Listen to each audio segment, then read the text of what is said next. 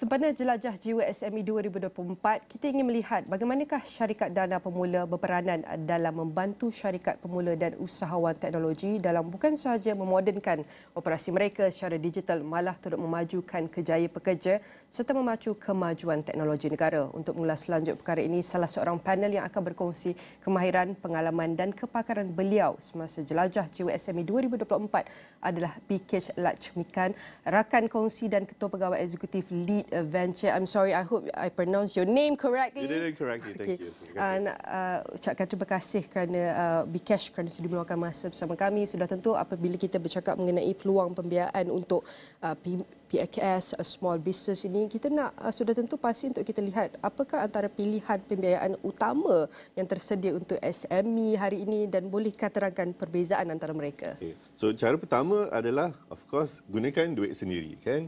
Gunakan keuntungan daripada SME anda. Tapi kalau anda tengah berkembangkan your business dengan pesat, duit itu mungkin tak cukup. So then cara utama adalah mencari hutang, pinjaman and then atau equity. Pinjaman biasanya datang daripada bank. But then orang kata kan bank akan memberikan duit kepada orang yang sudah ada duit. So if you're trying to raise quite a lot, it's quite difficult. And then equity adalah cara anda memberi sebahagian saham bisnes anda kepada seorang pelabur, and then they basically masukkan duit ke dalam bisnes anda. So that's basically the two cara yang paling utama that SMEs akan mencari dana. Tetapi kalau kita lihat setiap platform ataupun penyelesaian yang diwujudkan apabila kita bercakap mengenai konteks dana, apakah antara cabaran yang sehingga memerlukan tawaran ini untuk memenuhi keperluan SME terutama dalam segi financing? Yeah, so of course dari segi hutang kan, there is the faedah yang akan diletak atas jumlah yang dibentangkan kepada anda. Jadi dalam jangka masa yang ditetapkan, adakah anda sudi membayar dengan faedah tertentu? Adakah bisnes anda akan berkembang untuk jelaskan hutang yang ditetapkan? So that is quite a cabaran for a business owner yang mempunyai uncertainty dalam bisnes. Dari segi equity, okay, anda tak semestinya perlu membayar balik jumlah yang ditawarkan oleh pelabur, tapi pelabur diorang pun nak duit diorang balik. And then the only idea dia dapatkan duit tu balik adalah nilai saham tu perlu meningkat dalam jangka masa tertentu. So saya boleh menjual saham tu ataupun anda membeli balik jumlah tu dari premium daripada harga yang anda bayar untuk saham tu.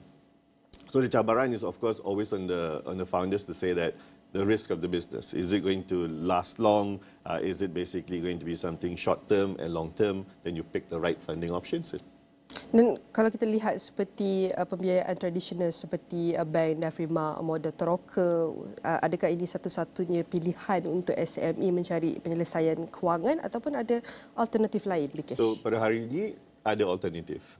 Modal teroka or venture capital is not something yang sesuai setiap kali untuk seorang SME, right?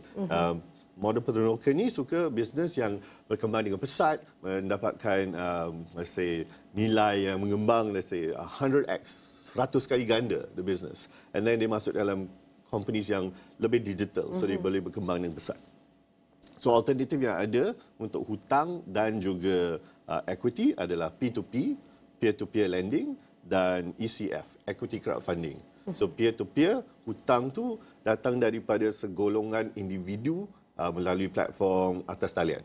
So as the SME, you can borrow money short term, long term from a group of strangers, kan? And the rates of interest pun berdasarkan kepada risiko bisnes anda. If you're borrowing based on invoice factoring, you buat projek dengan jenama yang besar sebagai Petronas, then the risk is lower, the interest rate might be better. But crowdfunding, yang tu unik sekali. If you pick crowdfunding, the pelabur-pelabur juga individu yang anda tidak semestinya ketahui, and they all come together to take a stake in your business and lump the money together. So you can still raise sebanyak $1 juta, $2 juta, sampai 20 juta ringgit. You can raise from a platform sebagai ECF. But the individu tak semestinya orang yang anda tidak ketahui. It could be pelanggan anda. It boleh jadi your supplier, your partners. So that's the best part. So imagine you punyai sesuatu kedai kek, kedai kopi, and you nak buka cawangan seterusnya.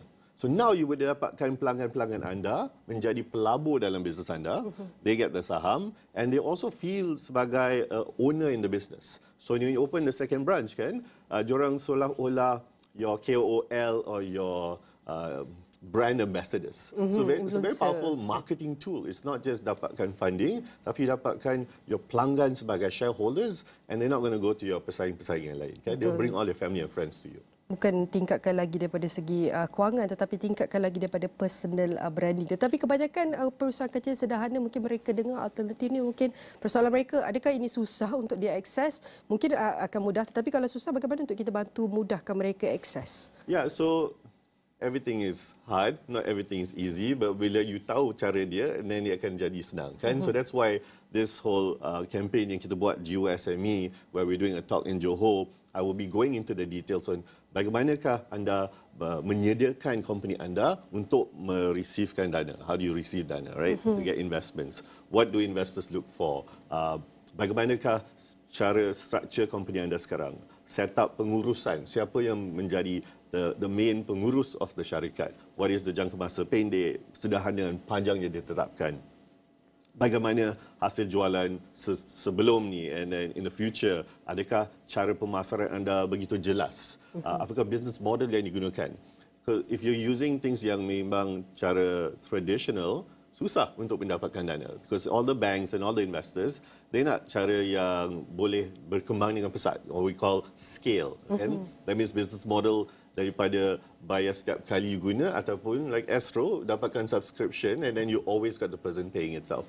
So how do you educate them to know these new features and change the business as they basically change with times too? Awareness, education, that is very important when talking about this. Dan apabila kita bercakap juga berkenaan dengan pembiayaan equity ramai, apakah kita nak lihat juga apakah antara perkara-perkara yang dicari oleh pelabur dalam sesebuah perniagaan, kerana kita nak tahu apakah antara faktor yang membuatkan sebuah perniagaan itu menarik kepada pelabur-pelabur yang berpotensi dari platform ini. Yeah, so as mentioned tadi, one of the main things is siapalah pengurus syarikat tu. Okay. And then the main thing is bagaimana anda berbeza dengan pesaing-pesaing yang lain. Okay. Because if you're just another cake shop, tak semestinya I bagi you duit lebih, you dapat berkembang lebih daripada pesaing anda. So apakah value proposition? Apa USP you? Apa USP? Fantastic. What's so unique about the business? Let's say you jual buah-buahan. Semua orang pun boleh jual buah-buahan. Biasanya buah-buahan saya datang daripada seorang petani daripada kawasan pedalaman. Bila you beli buah-buahan daripada saya, petani ini dapat mendapat keuntungan untuk memasukkan kanak-kanak mereka ke dalam sekolah, digunakan untuk community dia dengan pesawat-pesawat yang lain. So then you feel like, wow, just buying fruits from you tak seperti buying fruits from anyone else, kan? Somebody's livelihoods is dependent on your particular sales itself. So when you create a story on kenapa business kenapa melaburkan narrative, bring forward the narrative is the most important thing. And banyak business owners tak semestinya biasa dengan cara begini. You're just so used to membuat your day to day that you forget about telling the stories itself. And that's things that we want to help you with. Dan itu perkara penting, bukan sahaja untuk membantu mereka daripada segi akses pembiayaan, platform-platform yang tertentu untuk membantukan operasi mereka, tapi penting untuk meningkatkan mereka, untuk bezakan mereka antara perniagaan-perniagaan lain dalam pasaran. Itu adalah perkara penting. Dan kita lihat tadi Bikisha ada kongsikan daripada dalam jelajah JIWA SME, Bikisha akan bawakan untuk kongsikan iaitu pandangan, bertukar pandangan dalam panel discussion ini. Apa lagi antara aktiviti ataupun perkongsian yang menanti ramai orang di luar sana untuk JIWA SME yang akan datang di Johor nanti? Yeah, so I akan berkongsi tentang semua jenis pembiayaan untuk dana untuk seorang SME, baik daripada segi tradisional dan alternatif. Apakah manfaat dan cabaran untuk setiap jenis pembiayaan tersebut? Bagaimanakah anda sepatutnya how to basically, position your company, what you need to have before you go out and look for funding. And of course, the typical challenges that causes people to fail when they raise funds itself. Apakah kesalahan, kesilapan yang sering dilakui oleh seorang business owner SME itself. So we'll cover all that and more. Tetapi kalau boleh sebelum kita akhiri dalam 3 ke 4 minit, mungkin BK boleh kongsikan sebenarnya apakah antara tipikal kesilapan yang kita boleh carikan dalam kalangan perusahaan kecil sedar apabila mereka ingin menguruskan kewangan mereka sebenarnya? So yang paling utama kita nampak ialah you're looking for money when you need money. Kan? Bila anda sudah desperate, bila diperlukan dana tersebut, dan you nak cari dana tersebut, memang susah sekali. So the best time to negotiate and set a price and raise money is when you don't need it. So that's all about planning. So I think most business owners, planning mereka tak semestinya tertentu. They are so focused on the day-to-day that they forget sebagai operator dan sebagai juga seorang pengurus syarikat. When do you think as a business owner? How do you plan for the future?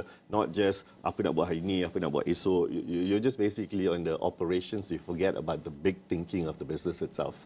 And then the key thing when you think about big is, what is the jangka masa panjang? Why are you building this business? The reason why. Kenapa kita buat business ni? Not just saja nak buat. Right? If you have a bigger, strong conviction, kenapa this cake business was created, this coffee shop was business, this laundry shop was created itself, para pelabur will feel more closer to you of saying, I want to fund your dream. And that's something we realize about people who invest very early into businesses. Dia pelabur, angel investors, right? They go not so much about sometimes the dollars and cents, tapi more on the person behind the business. If I can feel like you're such a good person to invest into, it also becomes quite a great thing why people want to put money in you. And that's one of the kesilapan. You forget how to tell a story, and then you just seem very transactional. Then people also will evaluate you from a very transactional basis. So that's one of the downfalls we've saw. Dan sudah tentu kita nak juga dengarkan harapan ataupun nasihat daripada BK untuk 3 kumpulan inilah. Satu kumpulan yang takut untuk membuat pelaburan untuk venture kepada perkara baru. Yang kedua adalah perniagaan yang mahu transisi kepada tradisional kepada moden, dan yang ketiga baru mula mahu perniagaan.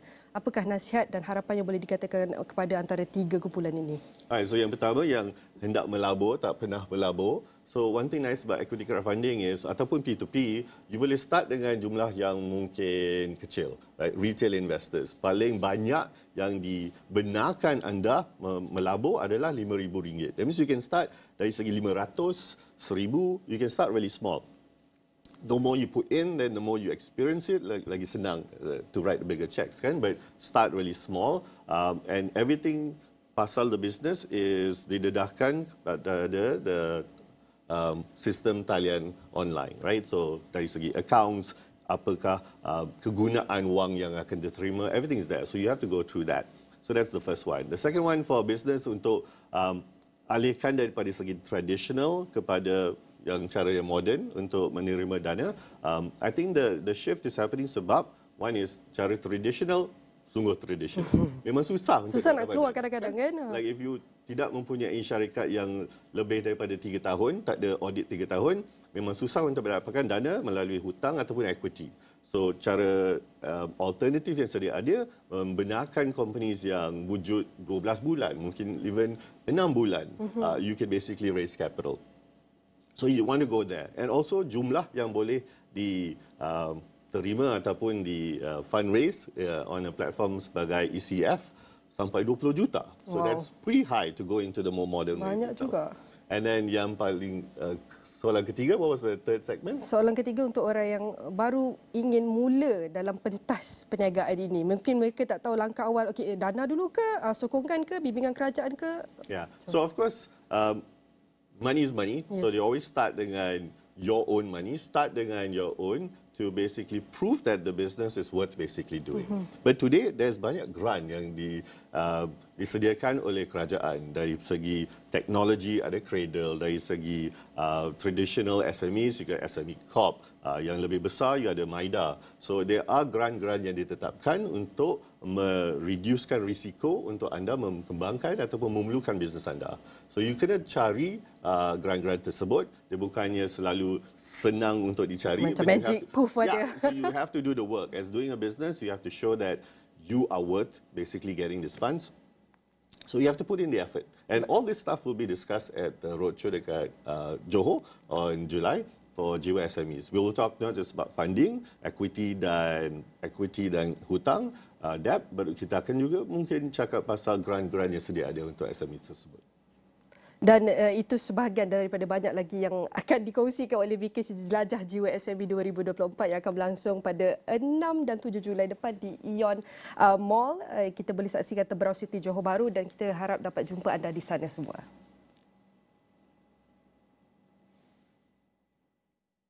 Lonjak